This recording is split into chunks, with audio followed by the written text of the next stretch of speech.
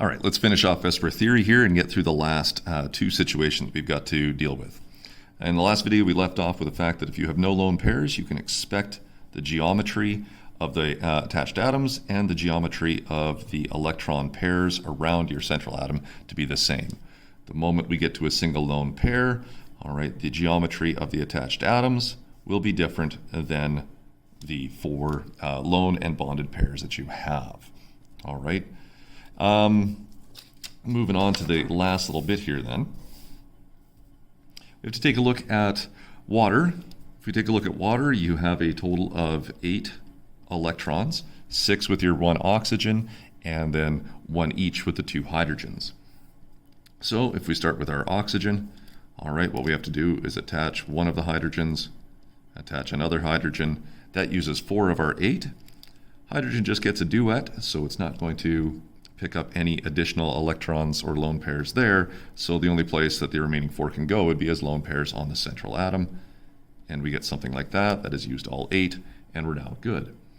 When we assess our bonded pairs, you can see 1, 2 bonded pairs, 2 lone pairs for 4 total pairs. When you have 4 total pairs, all right, that must make a tetrahedral shape for your electrons, because all 4 orbitals within that octet of your central atom are filled. All right, but they don't all have attached atoms with them. So when we take a look at the molecular geometry, we just see that we have these 2.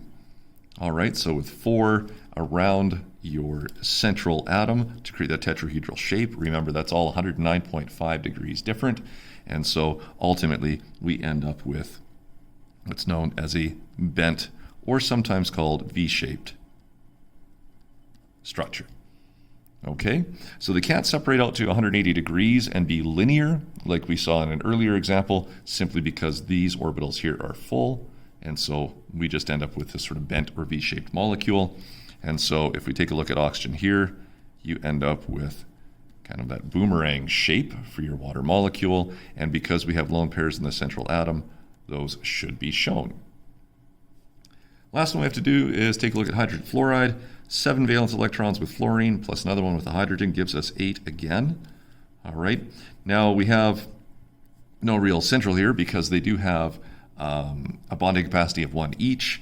But if I start with my fluorine and I attach a hydrogen, I get something like that. Hydrogen can't take any more, so the remaining 6 would have to be on fluorine. And we end up with 1 bonded pair, 3 lone pairs for 4 total pairs. Well, just like before we said, if you have 4 total pairs, you are tetrahedral in your shape. But we just have 1 attachment here. The only shape that I could ever get with just 2 things attached to each other is a straight line. And so we end up with a linear arrangement in which you have fluorine bonded to hydrogen. Okay, so there's your various shapes. You'll notice, again, we saw that we had different shapes going on when we had lone pairs involved in the molecule.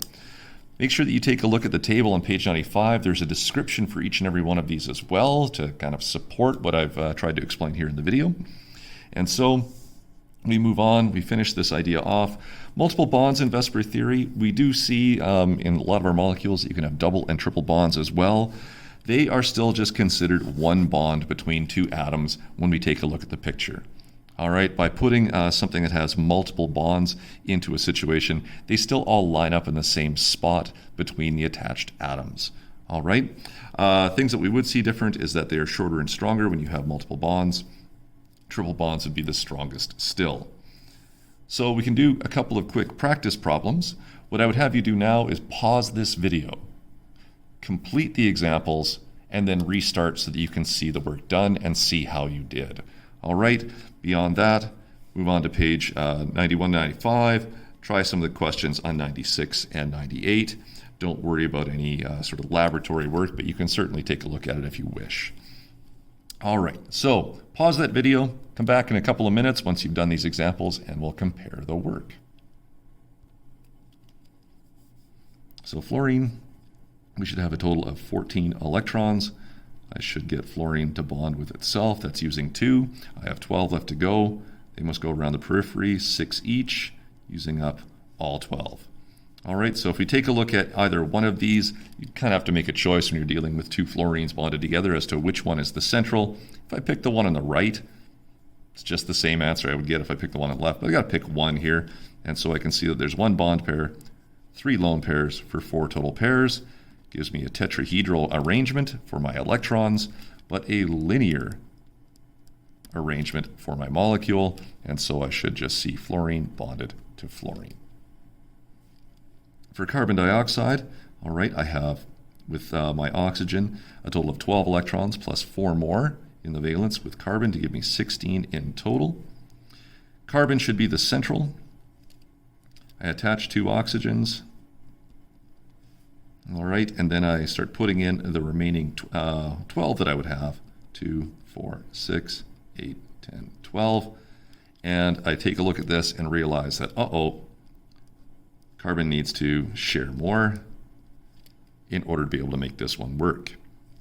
So in the end, when I look at this one, I would have one bonded pair here, even though it's a double bond, one bonded pair here, even though it's a double bond, and no lone pairs. So this is what I meant when I said that double bonds are considered to be just one bond. I would have no lone pairs for a total of 2 total pairs.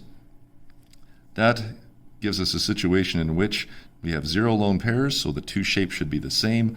What's the best separation I can get of 2 pairs of electrons around the central sphere of carbon? Should just be linear.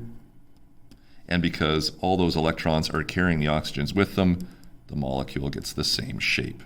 And so when I look at this one, carbon is double bonded to oxygen in a linear arrangement or a straight line separation of 180 degrees.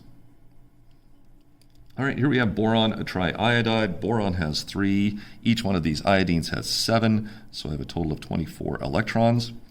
Boron should be in the center, and I attach 1, 2, 3 iodines around it. All right, that took out 6 of my electrons. I have 18 left. 2, 4, 6, 8, 10, 12, 14, 16, and 18 as I populate from the outside in.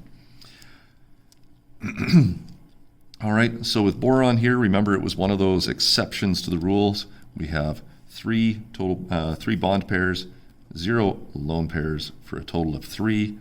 Again, with 0 here, we should have the same shape, and so we get that trigonal arrangement.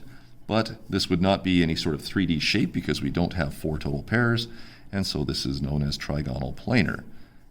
And that would be the same in the geometry of the molecule because the iodines are in the same positions as your bonded electrons. So when we do this one, boron would show an attachment to 1, 2, 3 iodines separated out by about 120 degrees apiece. Finally, last one here is ethanol. All right, that one is C2H5OH. This is definitely a challenge one because you're going to have multiple different things going on here.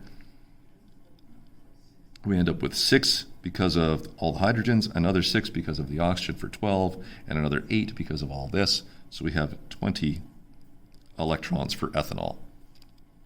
All right, I know I should have the carbons bonded together.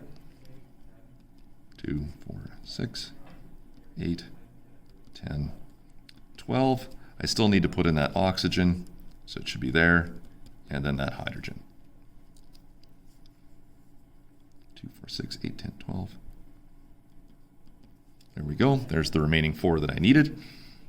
And so for this one then, if I take a look at just one of these carbons, that should be my central. Again, this one has multiple central atoms that we could discuss. We would have to discuss them all individually if we wanted to take a look at the overall individual shapes. Right now, I'm just going to pick one for our discussion here. All right, and so we have on this carbon 2 bond pairs, 2 lone pairs for 4 total pairs. 4 total pairs tells me that is tetrahedral again. All right, but only having 2 bond pairs means that that should be a bent or V shape in that one. So if I was to try and draw what was going on with this one carbon, all right, I would have something like this, a carbon here, an oxygen here, and then I could have that hydrogen. So I'm really only looking at this part here to see what's going on.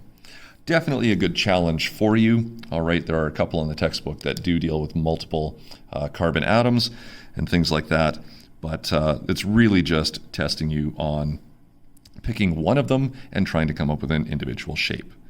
All right, I hope you did well with those examples. I hope you got most of them. If ethanol didn't go well, don't worry about that one too much. We can practice a couple more of those later on, and you'll see a few more examples of them on 96 and 98.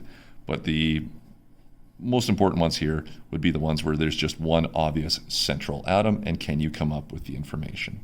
All right, good luck with the practice.